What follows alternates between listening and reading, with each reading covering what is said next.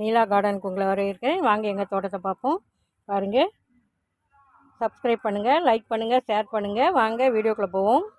இன்றைக்கி பாருங்கள், அரளிப்பூ அழகாக பூத்துருக்கு. நல்ல ஒரு பிங்க் கலரு.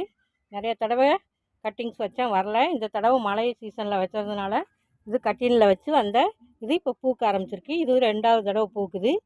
ஒரு கொத்து பூத்து காஞ்சிருச்சு. இது 2வது கொத்து, இது ஒரு 3வது கொத்து. அப்படியே 3 கொத்து பூ பூத்துருச்சு. ஒரு சின்ன செடி தான் இது. வாடாமல்லி பார்க்கறதுக்கே சந்தோஷமாக இருக்கும். நாங்கள் நம்ம தோட்டத்தில் வச்சு வளர்க்கலாம் அழகான பூக்களை. வாங்க இன்றைக்கி என்ன பார்ப்போம் அப்படின்னா, நம்ம நுரப்பீக்கங்காயை அறுவடை செய்வோம். நுரப்பீக்கங்காய் நல்ல ஒரு சத்தான காய், நல்லா டேஸ்ட்டாக இருக்கும். பாருங்கள், இந்த இருக்குது பாருங்கள் காய். நுரப்பீக்கன், மெழுகு பீர்க்கன்னு சொல்லுவாங்க, நுரப்பீக்கன்னு சொல்லுவாங்க.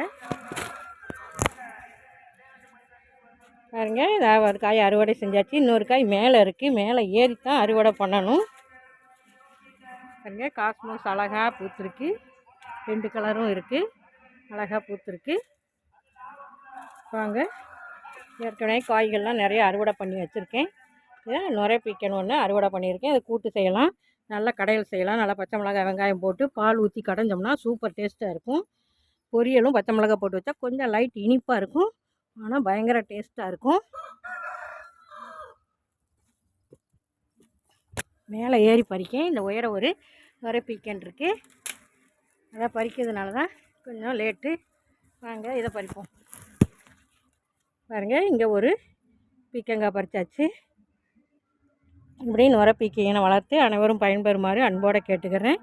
இதுக்கு அளவாக உரம் கொடுத்தாவே போதும், அதிக மெயின்டெனன்ஸ் தேவையில்லை. நுரப்பீக்கனில் வெள்ளை விதை இருக்குது, இது கருப்பு கலர் விதை இருக்குது. இது வெள்ளை கலரோட காய், நீட்டாக காய்க்கும். இது ஒரு மீடியம் சைஸாக தான் காய்ச்சிருக்கு. நுரப்பீக்கன் மெழுகு பீர்க்கன்னு சொல்லுவாங்க, நல்லா டேஸ்ட்டாக இருக்கும். இது அனைவரும் வளர்த்து பயன்பெறுமாறு அன்போடு கேட்டுக்கிறேன். வீடியோ பார்த்ததுக்கு நன்றி. Happy gardening. வாழ்க வளமுடன்.